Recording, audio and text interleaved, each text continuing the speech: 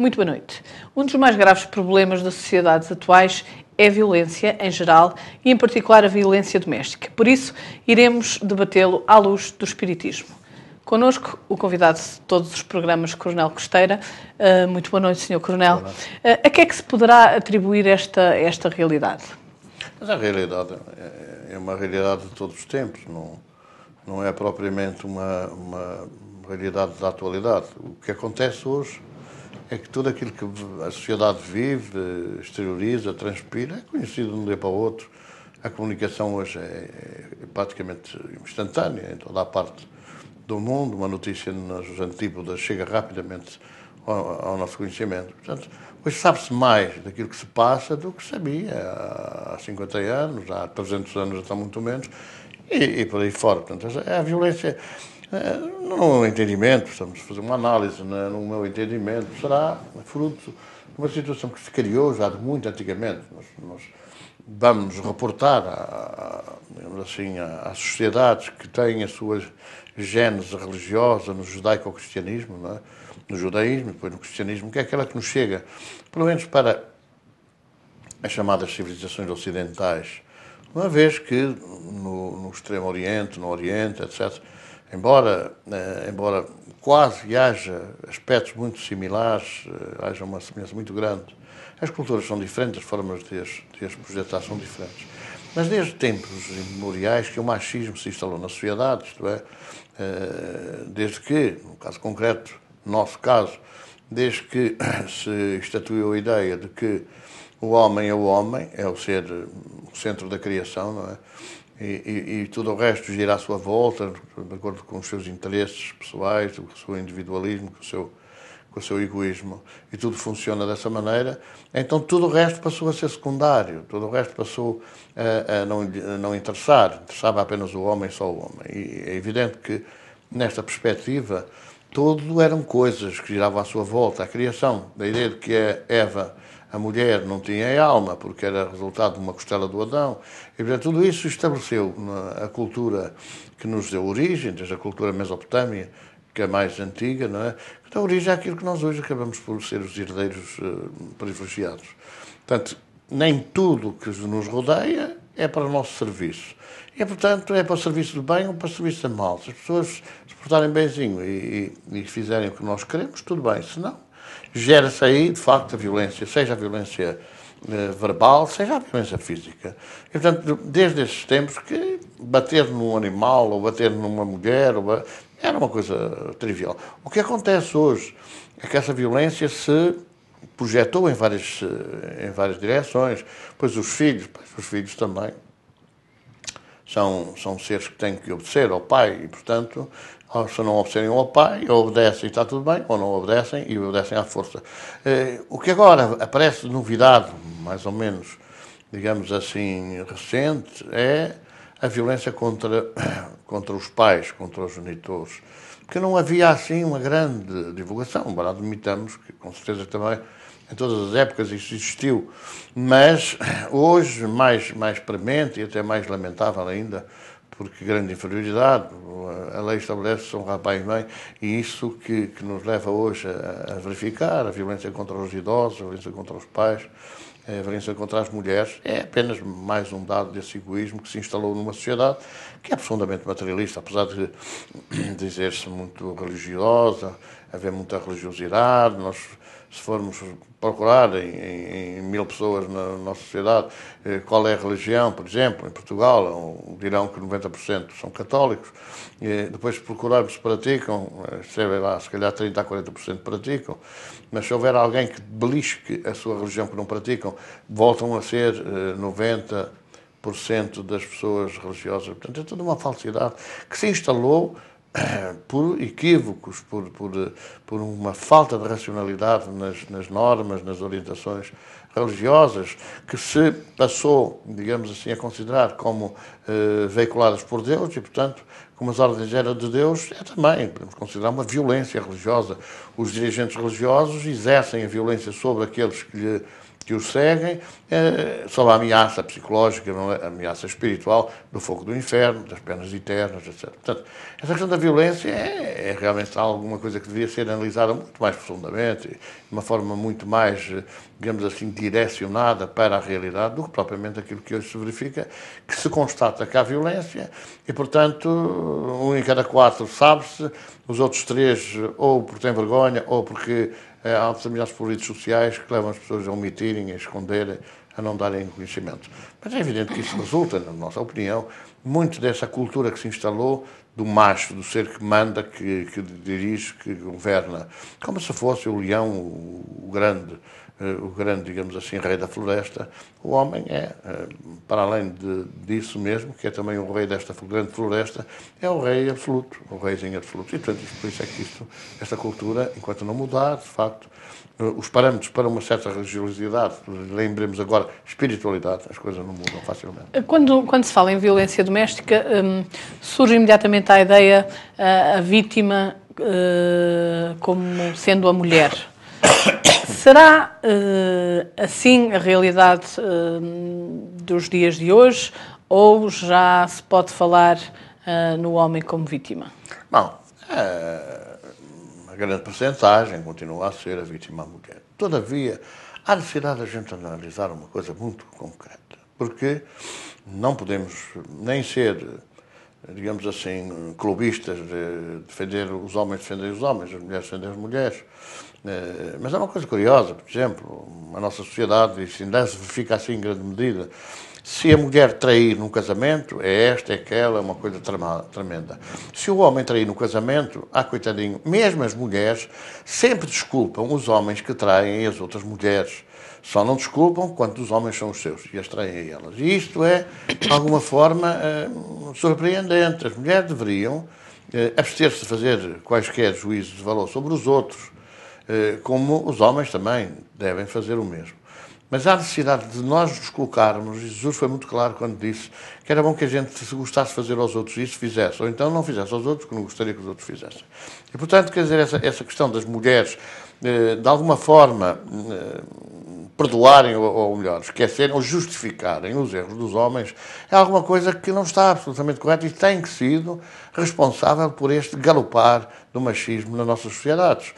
O erro é o erro, tanto faz ser o homem como ser a mulher. A traição no casamento é traição no casamento, tanto faz ser do homem e da mulher. O nível, o valor moral do erro é igual, é idêntico. E, portanto, as mulheres não têm que se desculpar, coitado, é um fraco, coitado, não sei o quanto, coitado porque as outras não o largam, porque as outras mulheres o tentam.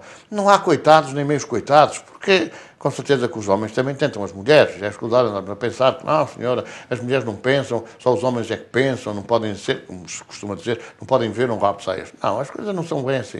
E, portanto, quando se instalou este desculpismo para os erros, com certeza que tudo é aceitável. E o que acontece é que, de facto, o homem é um macho, o homem é o rei da floresta, ou desta floresta de imoralidade, e, portanto, quer dizer, a mulher tem que se subjugar, tem que se subordinar, e daí que continua ainda a ser, porque não mudou a sociedade. Os níveis morais da sociedade não mudaram. Estão mudando alguma coisinha, porque se vem sabendo alguma coisinha, porque há muita coisa que não se sabe. Então, digamos assim, a força do pensamento é também uma forma de violência. É também uma forma de violência. Agora, nós temos que nos colocar numa posição de analisar, por exemplo, aquele malandro matou a mulher, matou os filhos e matou-se a seguir. Aquele malandro. A gente, antes de chamar malandro, seja quem for, tem que ponderar o que é que está por trás de uma atitude dessas.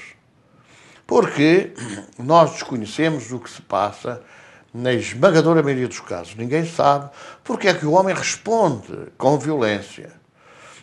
Mas ele já é violento de natureza. Com certeza, mas não são todos. Mas não são todos violentos por natureza. E há situações em que as pessoas perdem a cabeça. Porquê? Porquê é que as pessoas perdem a cabeça? Porque a mulher provoca. É uma forma de violência.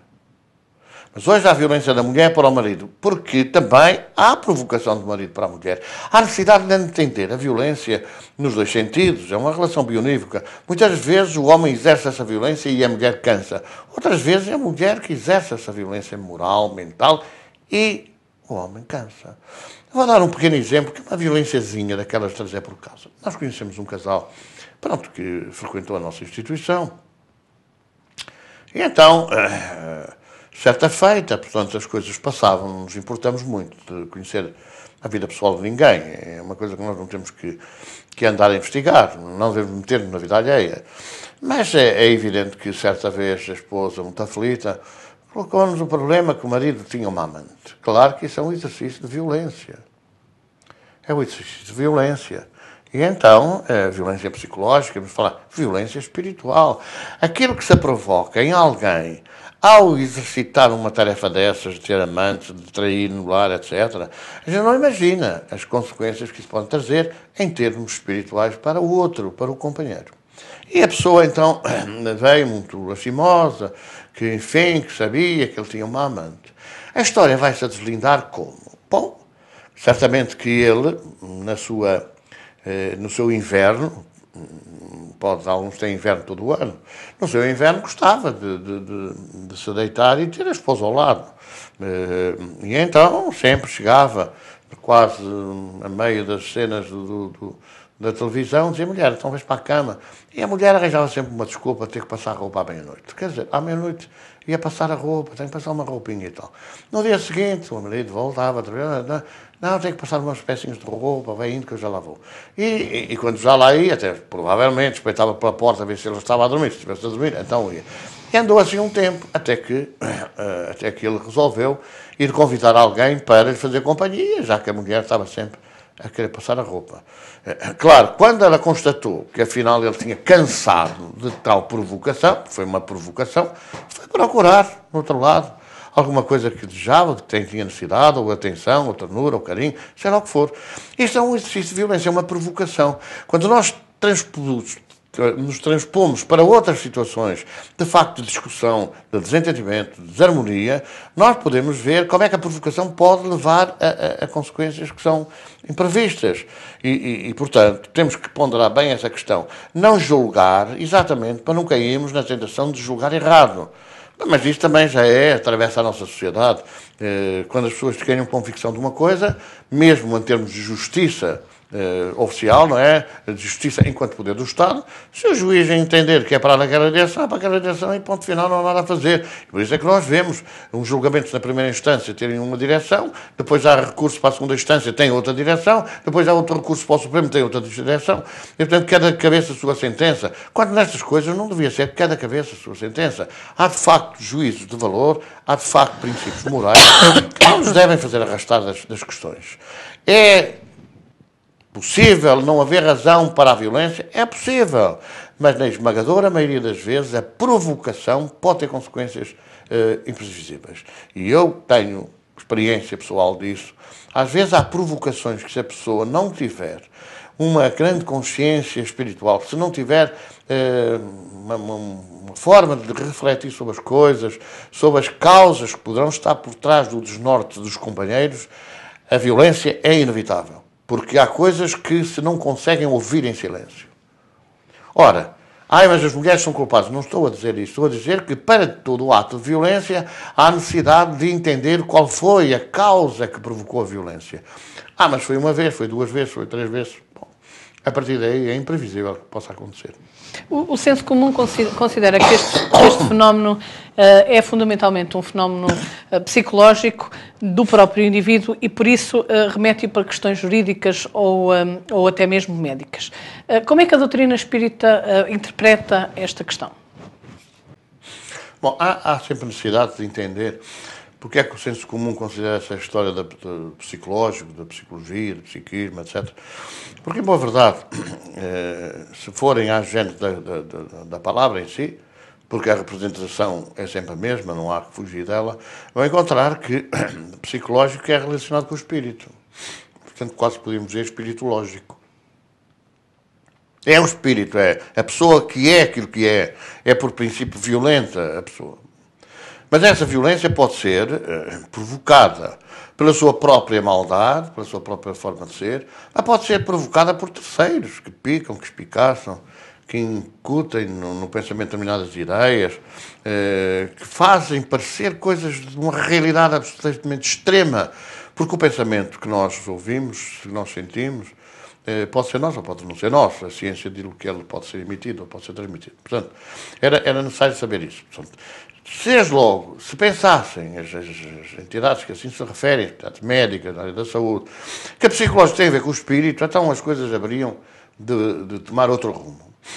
Depois é evidente que jurídicas, com certeza, que a justiça existe para na Terra materializar a justiça. Embora nós saibamos que se reparte a justiça se reparte pelos dois campos, há muita coisa injusta, porque não é possível, nós, por exemplo, temos os casos vertentes, quer dizer, quando se procura analisar, o juiz procura analisar uma lei que é cumprida ou não cumprida, que pode ser cumprida ou não cumprida por vários setores, uns que fazem de uma maneira, outros fazem de outra maneira, e quando aparece um tribunal julgador nesse campo, a dividir-se na decisão, uns acham que os outros têm razão, outros acham que aqueles têm razão, então o direito não é propriamente uma coisa indiscutível. Está ao sabor das conveniências ou está ao sabor das interpretações dos homens, e não devia ser. A lei devia ser de tal maneira, digamos assim, clara, que todos não tivessem dúvidas de que determinado piso do risco é ilegal e, portanto, precisa de ser corrigido pela justiça, pelas normas jurídicas. Mas não é assim que a coisa acontece. E nós sabemos que não é assim. Pessoas que estudam pelo mesmo código, que estudam pelos mesmos livros, depois, quando vão interpretar, interpretam de uma maneira, outros interpretam de outra maneira. E há pouco dizíamos que há, de facto, essa questão da primeira instância e da segunda instância, uns dizem de uma maneira, outros dizem de outra maneira, e altera-se ao sabor das instâncias, isto é, ao sabor das pessoas, alteram-se as sentenças, portanto a justiça não existe. Mas vamos admitir que, de facto, quem paga, ainda que a justiça seja injusta, paga por alguma razão, em termos de código divino. O que quer dizer que a pessoa hoje, se for punida injustamente, e houver outro responsável que deixa que alguém seja punido injustamente por si, esse alguém vai ter que um dia ser sujeito ao mesmo, porque a lei define a cada um segundo as suas obras, exatamente como a cada um o que fizer achará. E, portanto, naturalmente que a justiça funciona sempre em termos divinos, mesmo que a acusação cívica seja errada. Uma pessoa não paga nunca por injustiça. Poderá pagar por justiça que se mostra aos olhos dos encarnados, mas face à lei de Deus, a justiça funciona sempre. Tarde ou cedo, aquele que se escondeu por trás do anonimato e deixou que alguém fosse responsabilizado por seus atos, vai ter que pagar da mesma forma. Naturalmente nos diz que aquele que hoje paga por atos outros que não cometeu, estará desta forma, justamente, perante a lei de Deus, a pagar outros quando deixou que alguém fosse condenado no seu lugar. Ora, isto é para dizer que a lei dos homens não é absolutamente justa em termos de análise meramente material. Nesta perspectiva, não é assim, então se a pessoa deu pancada na mulher, ou nos filhos, ou não sei o quê, então é violência e tem que ser punido nos termos do artigo não sei quantos do Código Penal, que estabelece um prazo de 1 a 3 anos para isto, 3 a 5 anos para aquilo outro, etc. Bom, com certeza que isso, naturalmente, que é aquilo que a lei define. Mas não invalida que, por trás dessa situação, existe a tal história psicológica que tem a ver com a parte espiritual e que, de alguma maneira, possa atenuar ou agravar as faltas. Possa atenuar ou agravar as faltas. De alguma maneira, quando a gente diz atenuar, refere-se a um tratamento psicológico, vamos falar de outra maneira, um tratamento espiritual, que os homens, que as instituições de saúde pública não estão preparadas para fazer. O tratamento espiritual, o tratamento psicológico, não está hoje na nossa sociedade ao alcance daqueles que são profissionais da saúde. Aliás, uma coisa que é de César é César, uma coisa que é de Deus, aquilo que é de Deus não tem pagamento e, portanto, esse tratamento espiritual, ou o que eles chamam psicológico, não devia ser pago, devia ser um tratamento espiritual. E aí, quer dizer, há o choque da ignorância, e as pessoas, às vezes, é ignorância porque é bom e é conveniente não dar a entender que se conhece e que se entende. Mas, perante a lei de Deus, isso nunca funciona, porque aquilo que é, e ninguém escapa, se não for agora da próxima, de se confrontar com a sua, digamos assim, a sua omissão face às leis da vida. Portanto, neste particular, ao dizer que isso é jurídico, que isso é psicológico, é de alguma forma um materialismo galopante a funcionar. Nós vemos pessoas de fim de semana a fazer as suas orações, os seus rituais religiosos, e depois, durante a semana, não sabe-se quem puder, pode fazer tudo e mais alguma coisa. Mas seja em todas as áreas, profissionais, áreas sociais, é tudo igual, quer dizer, ao domingo como se fosse meia hora para mostrar aquilo que se não é, e esta sociedade é muito aquilo, mostrar aquilo que se não é, então vai tudo, mãos postas, todo mundo arrependido, todo mundo não sei o quê, há aspectos do sacerdote, para ver se ele vê bem, e fica simpático, porque a gente frequenta e tal, e depois dá o perdão completo. Isso é tudo uma hipocrisia que não pode funcionar. Quando Jesus falava dos hipócritas, dos fariseus, não falou só para aquela época, não, falou para todas as épocas. Agora, estamos numa sociedade que privilegia, que dá primazia a essa questão. Tudo é jurídico, tudo é psicológico, e como é psicológico, toca ter um carregamento de medicamentos aí à disposição das pessoas, e pronto, e vemos este salve-se quem puder, como nós assistimos hoje na nossa sociedade. Podemos dizer que nesta questão da violência doméstica existe uma questão de fundo espiritual de profundidade? É com certeza que eu não tenho qualquer dúvida em dizer isso. Nós não podemos dissociar as duas coisas, quer dizer. Nós somos espíritos, temos um corpo espiritual e somos espíritos. E, portanto, nós não podemos dizer assim, não, estamos no outro mundo, estamos lá na Lua, estamos lá não sei onde, não, nós estamos na Terra, com os pés assentos na Terra. E, portanto, essas duas vertentes, física e espiritual, têm que estar, naturalmente, perfeitamente integradas.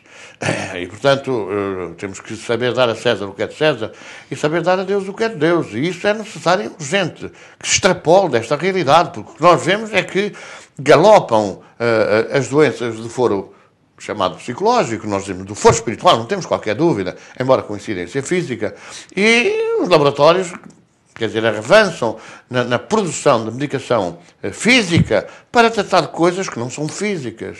Chamam-lhe parafísicas, chamam parapsicológicas, chamam o que quiserem, mas não são problemas físicos. E, portanto, é impensável que medicamentos para tratar o corpo físico tratam o espírito que somos.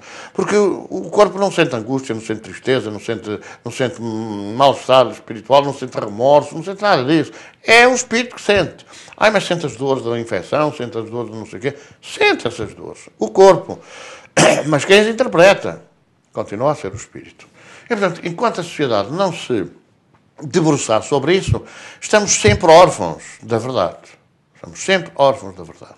Então, nesta questão da violência, com certeza que há uma componente espiritual forte. Mas a componente espiritual forte só existe quando há uma predisposição. Nós somos espíritos em estádios de evolução, diversos, com certeza, mas não muito elevados. Quer dizer, no plano em que a gente se encontra, de expiação e provas, nós somos todos espíritos na segunda faixa da evolução.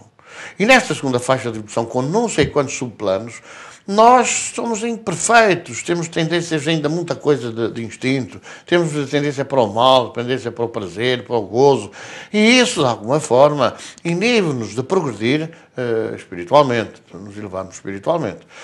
Daí que nós sejamos, digamos assim, pasto fácil para aqueles que são do mesmo teor. As vibrações, os movimentos vibratórios do pensamento, dos sentimentos, são coisas que giram no universo e de que nós não estamos absolutamente isentos, não estamos, digamos assim, acobertos de qualquer influenciação dessa natureza. É um jogo de ondas, é um jogo de pensamentos de vibrações, que nós recebemos e emitimos. E, portanto, o que acontece aqui é que a sintonia mental, e os pensamentos transmitem-se cientificamente provados já hoje, esse pensamento mental encontra sintónicos, encontra outros seres que sintonizam na mesma faixa. Os gostos, os fumadores jogam com os fumadores, os alcoólicos jogam com os alcoólicos, os mentirosos jogam com os mentirosos. E, portanto, quer dizer, as pessoas juntam-se por sociedades de afinidade. E o que acontece é que realmente nós não estamos livres de, gostando de falar da vida alheia, por exemplo, que outros que gostam de falar na vida alheia se aproximem. Só que a aproximação pode ser física ou pode ser espiritual. Isto é, pode ser de pessoas que ainda estejam, digamos assim, na dependência de um corpo físico e podem ser espíritos, pessoas que já não estão, seres que já não estão na dependência do corpo físico, porque o exercício do pensamento, o exercício da força mental, é do espírito, não é do corpo. O corpo apenas serve de meio de exteriorização das ideias. Ora, nesta possibilidade, há que ter em atenção que o Espírito Santo chamado de orelha, não é? Assim, pode funcionar. Faz. Aquela ideia do faz pode ser nossa ou pode não ser. Pode ser nossa, a ideia pode não ser nossa. Quando a gente tenta pensar numa solução para um determinado problema e aparece uma e outra, várias hipóteses de solução, temos que ponderar que algumas são nossas e outras não serão. Outras não são nossas, são-nos sugeridas, umas muito belas, outras muito más. E, portanto, quando a esmola é grande, o pobre desconfia, deve ser assim a nossa preocupação. Naturalmente que há forças interessadas em que a gente não cumpra, não faça, não vença, não triunfe, não tenha uma vida serena. E, portanto, como há forças assim, onde está sempre à nossa volta, influenciando mentalmente, influenciando pelo pensamento. E, ora, isso aí acontece, então, e dá-nos a entender que, de facto, toda a problemática da violência tem uma componente espiritual fortíssima. Agora, não vamos, digamos assim, desresponsabilizar ninguém, porque se eu sintonizo com essas forças, em primeira instância, eu sou o responsável. Se eu disser não, há uma ideia que me veio à cabeça, assim, eu não gostava que me fizesse, eu não vou fazer. Foi a previsão, ou melhor, foi a prevenção que Jesus deixou. Não faças aos outros o que não queres que te façam a ti, porém, faz o que gostarias que te fizessem. Apanhando a ideia que Moisés estabelecera de não fazer o mal, para dizer fazer o bem. Ora, se nós analisarmos os pensamentos, se gostávamos ou não gostávamos que as coisas incidissem sobre nós estamos em plena possibilidade de poder fazer ou não fazer. E, portanto, qualquer ato de violência que nos venha à cabeça, nós vemos assim, não, eu não gostava que isso fizessem a mim, também não vou fazer a ninguém. Portanto, é uma influência espiritual que tem que exigir de nós vigilância, tem que exigir de nós análise, reflexão profunda. Se assim não for, as reações são, quer dizer... Peço desculpa, eu ia questionar efetivamente se nós não estaremos a correr o risco de fanatizarmos a questão ou, em verdade, pela posição de que tudo é espiritual. Não é questão de fanatizar. A gente tem que analisar as coisas, porque não podemos cair na parte contrária, não é? Como algumas das análises que fizemos podem fazer indiciar. Não é nada espiritual, é tudo físico. Que é a posição da ciência física, da ciência médica, da ciência que nós temos hoje. É tudo físico, e toma lá uns comprimidos, toma lá uns medicamentos, umas injeções, é tudo físico. E nada é espiritual. Nós não agradamos por esse caminho. Aquilo que é espiritual, aquilo que é físico. Nós sabemos que há coisas físicas que têm agravamento espiritual. E sabemos que há coisas espirituais que vão ter incidência física, com o tempo poderão instalar-se consequências físicas. Agora, nós não temos qualquer ilusão. Nós sabemos que há coisas que são físicas. A pessoa tem, enfim, uma gangrena, ou tem hepatite, ou tem outra doença qualquer, perfeitamente identificável, e não podemos deixar de aconselhar a pessoa a fazer uma vigilância médica. Não podemos. Agora, temos que tratar da outra parte, que é a parte do agravamento dos sintomas físicos. E que existem sempre, que são de natureza espiritual. A força do pensamento a agravar. Dói mais. E Jesus fez claro, ao estabelecer essas diferenças, ao afastar os espíritos imundos e os espíritos impuros, e dar a ordem a pessoa ficar curada, ou ficar liberta, ou ficar sem dores. E Jesus fez isso profusamente. Portanto, temos que dar a César o que é de César e dar a Deus o que é de Deus. E não podemos cair no fanatismo. E o espiritismo não nos ensina, não nos intui a cair no fanatismo. É tudo espiritual, é tudo... Agora, nós temos que dizer que tudo o que é físico tem uma incidência espiritual. Tem. Tudo o que é físico tem uma parte espiritual. E nem tudo o que é espiritual tem uma incidência física. Nem tudo. Embora com o tempo se possa avançar para uma situação que a Kardec definiu a codificação como clara, que é a subjugação física. Subjugação física, que existe realmente, porque há situações em que a pessoa tem dores, tem mal-estar físico, tem às vezes coisas detectáveis ao nível daquilo que é de mais evoluído tecnologicamente e que, ao fim e ao cabo, é só espiritual. Porque nós, face ao tratamento espiritual, afastando a causa, os efeitos cessam. E as máquinas detectaram a questão claramente como física. Portanto, é todo este equilíbrio. Agora, Kardec perguntou aos espíritos, dizem que vocês podem influenciar a nossa vida. E os espíritos responderam, de ordinário, nós comandamos a vossa vida. Bom, De ordinário porquê? Porque nós não andamos pouco mais ou menos virados para perceber essas coisas do espírito. Então deixamos levar quase que infantilmente pelas ideias. Não é? Ai, mas há quem nos ajude, quem nos protege. Claro que há quem nos ajude, quem nos protege. Podem surgir-nos boas coisas? Podem surgir-nos boas coisas. Se os efeitos forem bons, com certeza que a causa é boa. Se a água for boa, a fonte também é boa.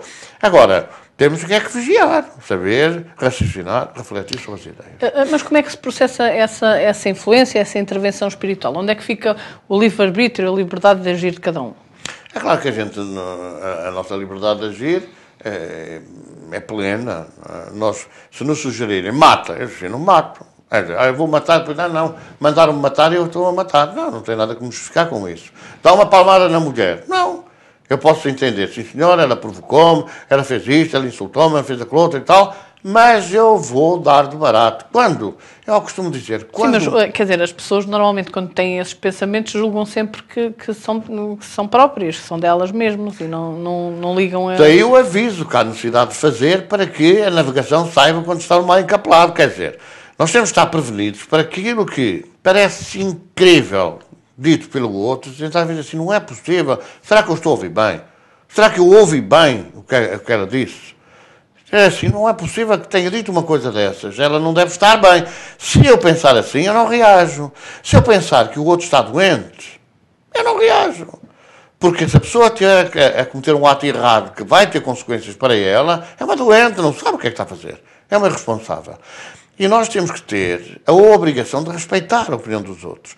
Quando num casamento, quando num lar, as situações chegam ao ponto de ter que se levantar a mão para esbofetear o outro, terminou o respeito, terminou a consideração. Mas a pessoa foi-me assim, foi assado, foi infiel. Então acabou tudo, não vale a pena estar a continuar uma ligação dessas.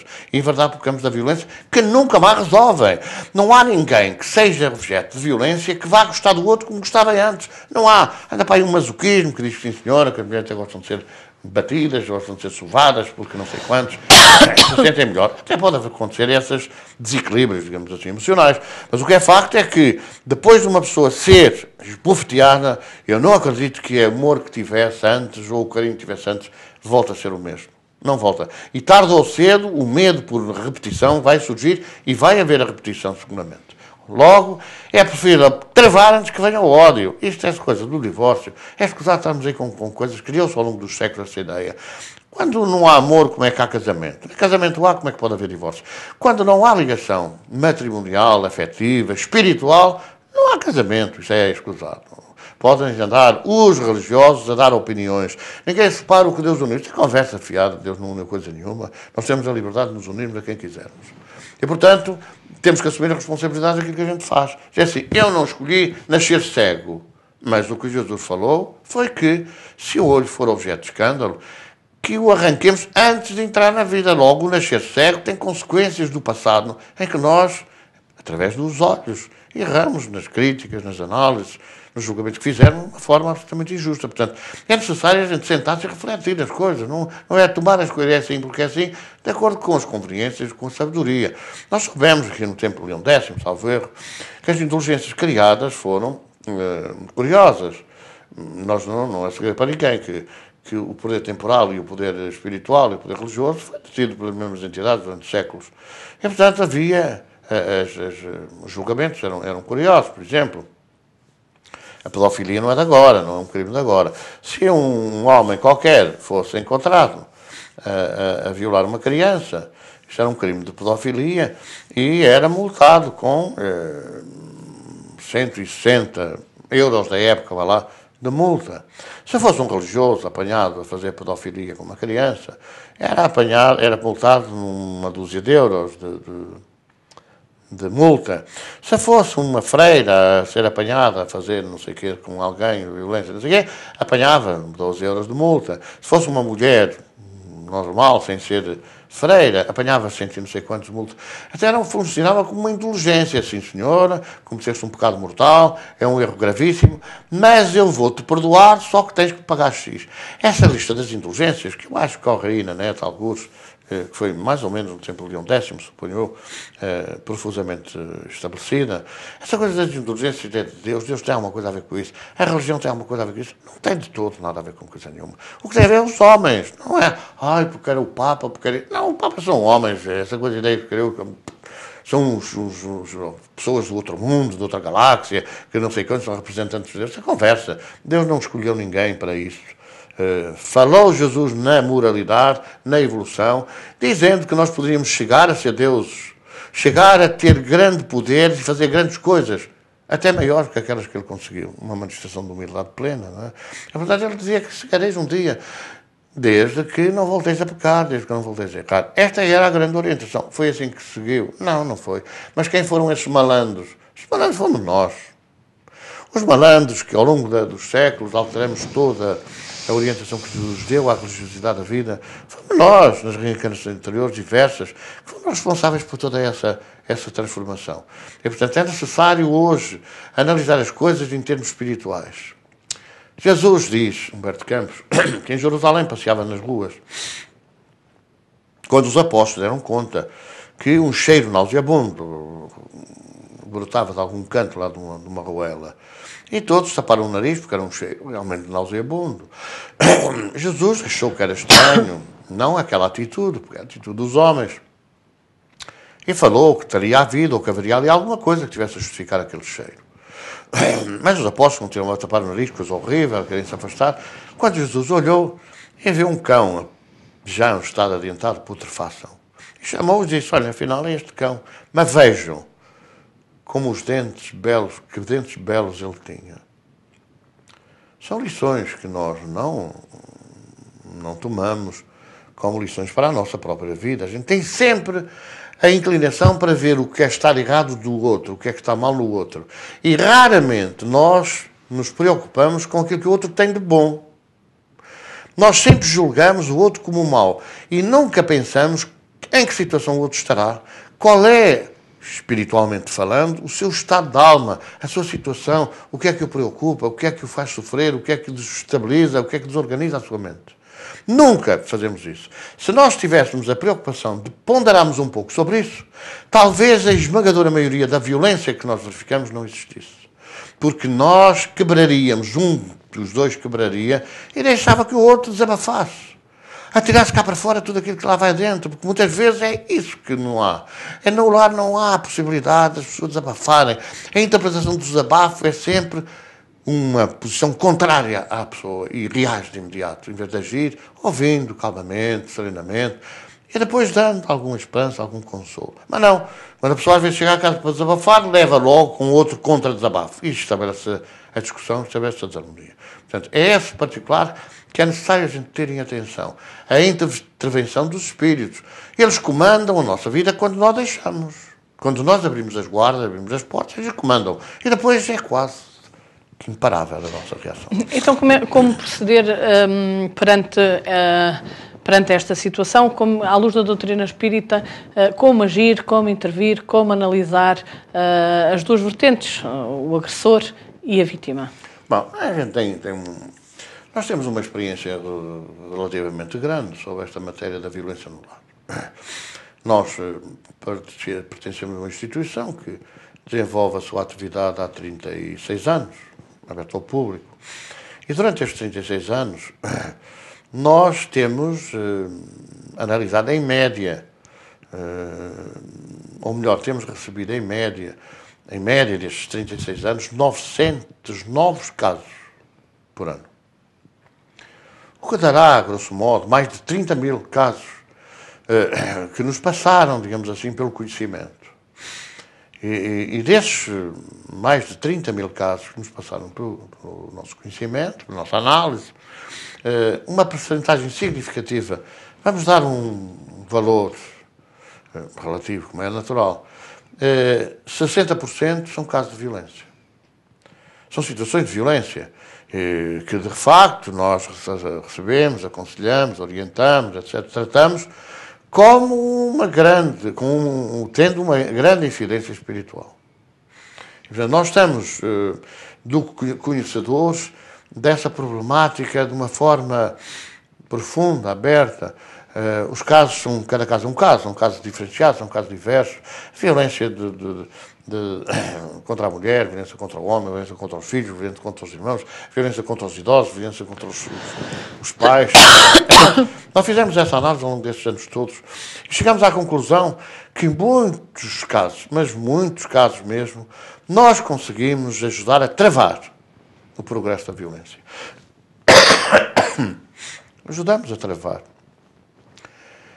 Muitas vezes esclarecendo as pessoas sobre toda a problemática espiritual, sobre aquilo que acontece normalmente aos encarnados, sobre as injunções, as influenciações, os envolvimentos, a relação entre desencarnados e encarnados. Nós fizemos esse trabalho de esclarecimento.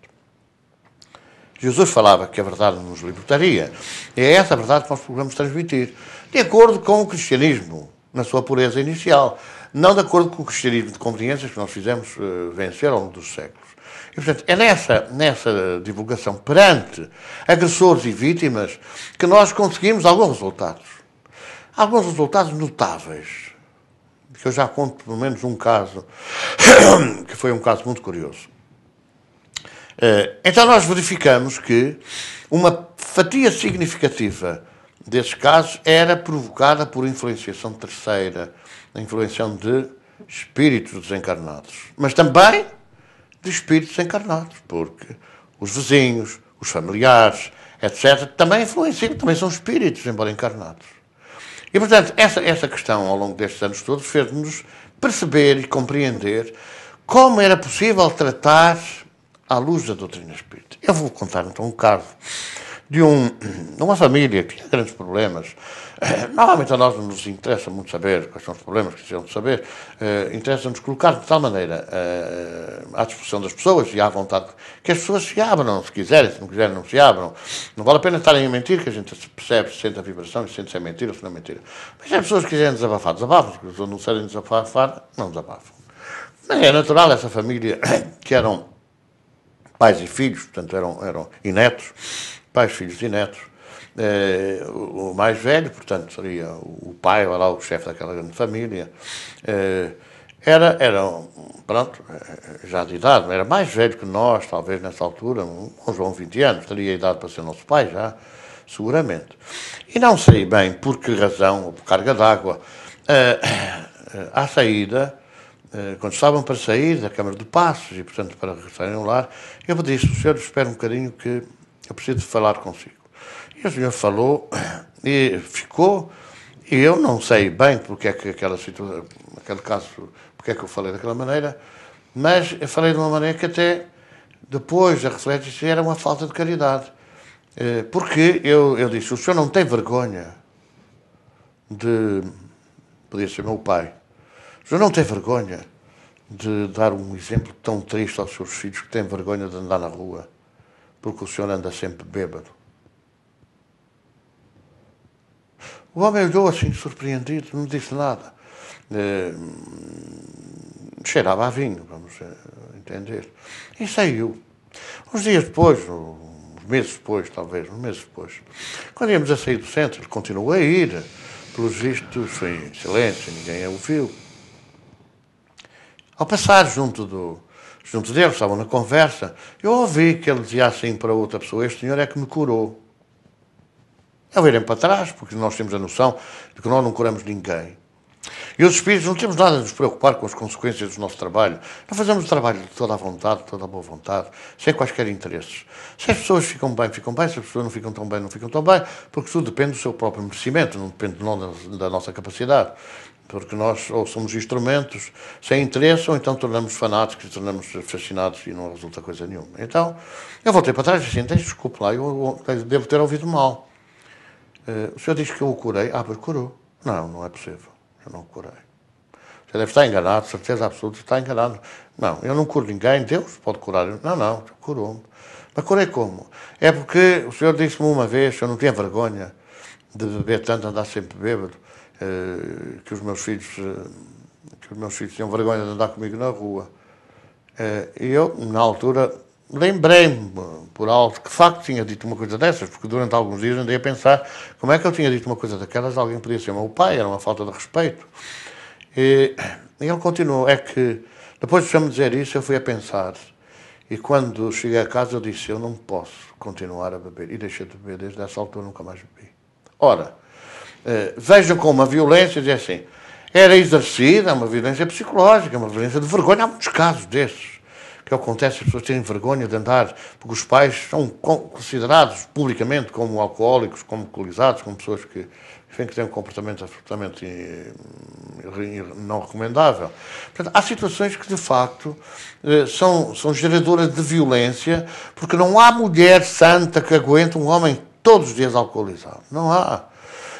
E, portanto, há determinadas provocações de violência que eu hoje também já fumei e também já hoje concluo que a santa da mulher, para aguentar o cheiro do tabaco de um homem, é uma coisa terrível. E se esse cheiro for de tabaco misturado com álcool, é uma santidade absoluta, dá direito a subir 2 graus na direção do céu, porque é uma coisa horrível. Quer dizer, como é que aguenta uma coisa daquela? Que é violência. O homem há de querer, enfim, ternura, carinho, não sei o quê, no meio de uma coisa daquelas, de um cheiro horrível que é insuportável. Ora, isso é uma provocação de violência. E quando a gente vê, de facto, estas coisas acontecerem, pensa o que fazer para... mas eu não posso, tenho que dizer assim, deixa lá de beber, olha que ainda pode apanhar aí uma cirrosinha e tal, e não sei o que mais. E a pessoa não vai, às vezes, há necessidade de se chocar, que foi o caso dessa coisa, foi um choque que o homem teve, nunca ninguém lhe tinha dito, não tinha vergonha de andar sempre alcoolizado. Talvez tivesse... outras pessoas que, ao dizer disso, tivessem criado esforço e exercido a violência contra quem diga essas coisas. Mas eu não aconselho ninguém a fazerem uma coisa que eu sugeri. Eu agora disse que fiz, porque nem sempre a pessoa está para aturar uma coisa dessas, está para receber uma coisa dessas e pode reagir violentamente. Portanto, há necessidade de esclarecer todas as facetas da vida aos encarnados e depois esclarecer aqueles que passam a vida a picar. Eu dou outro exemplo. Se vai na autoestrada um acidente, eu acho que as pessoas deviam ser todas multadas. Todas multadas. Depois também não havia polícia que chegasse sempre a tanta multa. Mas podia ser até que a crise passasse um bocado. Há um acidente numa faixa na autoestrada do lado esquerdo. Depois já há engarrafamento na faixa do lado direito. Não tem nada a ver com engarrafamento. Porquê? Há um acidente do outro lado. Mas o acidente, chocaram as viaturas, os carros que foram atrás tiveram que abrandar, tiveram que parar, entope o trânsito, não sei o quê. E no outro lado, porquê? Porque nós temos, por vício, por feitio, está sempre a escovilhar aquilo que se passa do outro lado. Como há pessoas que vão, por exemplo, à cidade, passear de carro para ver as montras, que é uma coisa que é absolutamente intratável, é uma provocação de violência. A gente vê pessoas à frente, devagarinho, olham para a lesma, olham para as montras de um lado, olham para as montras do outro, e os que vêm atrás têm que não estão nada interessados em comprar fatos de homem, por exemplo, porque são senhoras, ou fatos de senhora, porque são homens, e têm que aguentar esta provocação. Ora, a gente vê na autoestrada, toda a gente para, 5 km, 10 km de fila, só para verem se os estragos foram assim, se foram assados. E há alguns maduros que até, pasme-se, param na berma da estrada, atravessam a estrada para o outro lado, e juntam-se à volta, e faz-se ali um grande aerópago.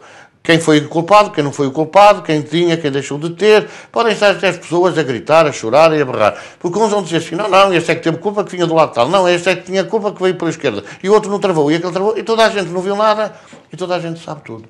Os espíritos são as almas das pessoas que morreram. Não alterou coisa nenhuma. Quando se estabelece num lar uma discussão entre homem e mulher, pois com certeza que aquele broá, aquele barulho, em termos espirituais, que irradia através das ondas mentais, com certeza que eles são chamados como por uma vela, por um morto. Com certeza que as pessoas morrem a pensar que as velas é que é luz, que domina o caminho, não sei o quê. Então é natural que muitos se aproximem da vela.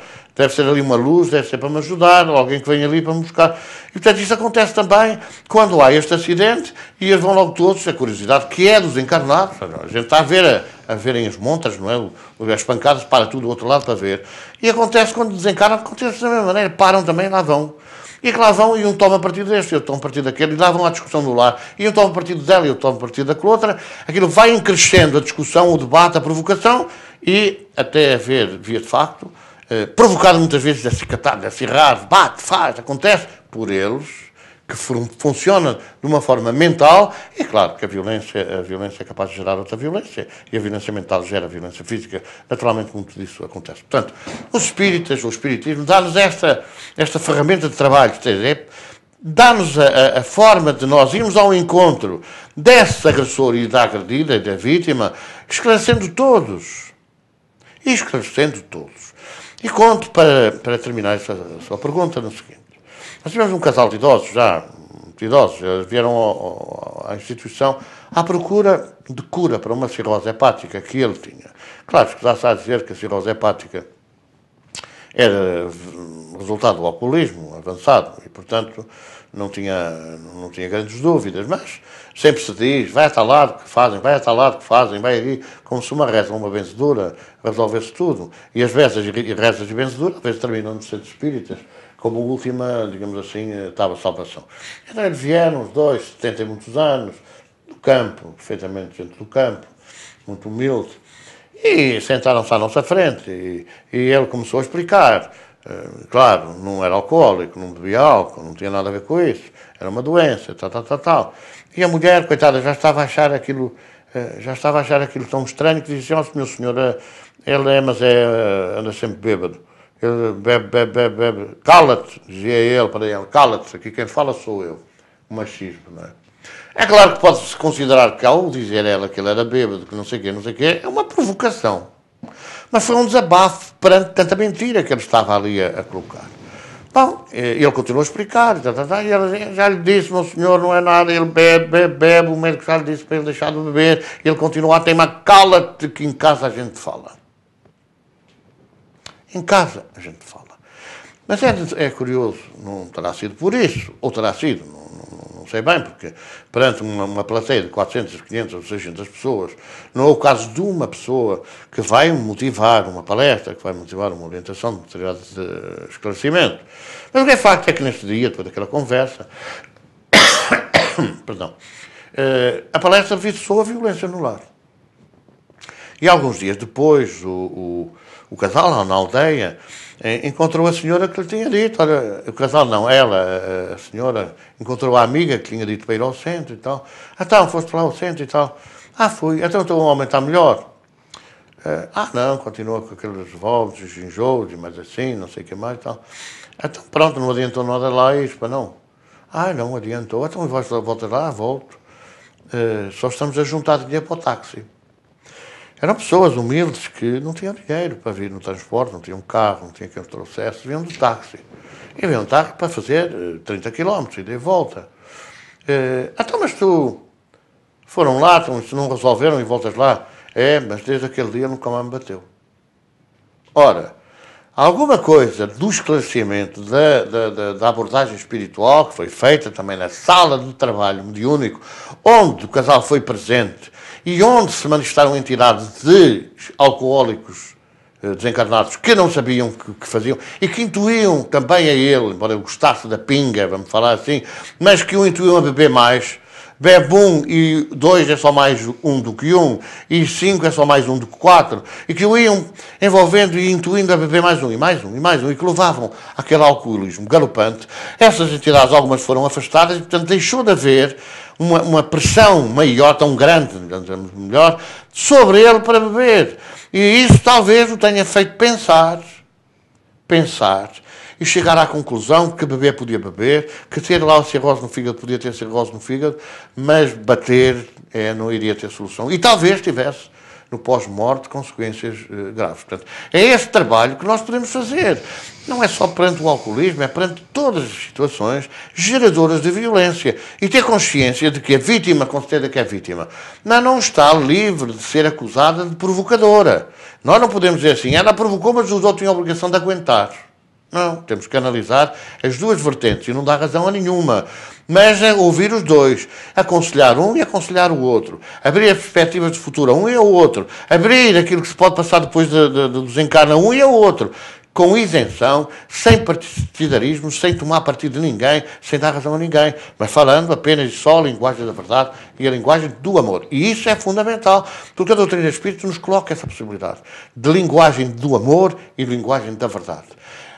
É essa a orientação que Jesus deu. A verdade que vos liberta. E amai-vos uns aos outros como irmãos. E, portanto, está tudo esclarecido. Nós não precisamos ir buscar a malado nenhum. A nossa orientação espiritual que Jesus deixou, e que Kardec foi instrumento do desenvolvimento que Jesus deu através do Espírito de Verdade, que era Ele, com certeza que isso nos apresenta hoje um manancial de luz de tal ordem que nós podemos ajudar a dissipar as trevas. Porque as trevas é a ausência de luz. Quando a luz entrar, ou quando a luz penetrar nas trevas, não há trevas. Quando a luz penetrar na escuridão, não há escuridão. Não há sombra. Não há escuridão. Porque não há escuridão, que há ausência de luz. Quando nós levarmos a luz a essas pessoas, sejam elas encarnadas como pessoas, sejam espíritos encarnados, por causa certeza que a luz dissipará as trevas e talvez a violência seja minimizada ou seja até eliminada. Vamos ficar por aqui, por hoje. Encontramos-nos no próximo programa. Quanto a si, Sr. Espectador, relembramos o nosso e-mail, ascviseu@gmail.com. Poderá sempre dirigir as suas questões acerca do tema e continuaremos no próximo programa a abordar esta temática da violência doméstica. Até lá, se Deus quiser.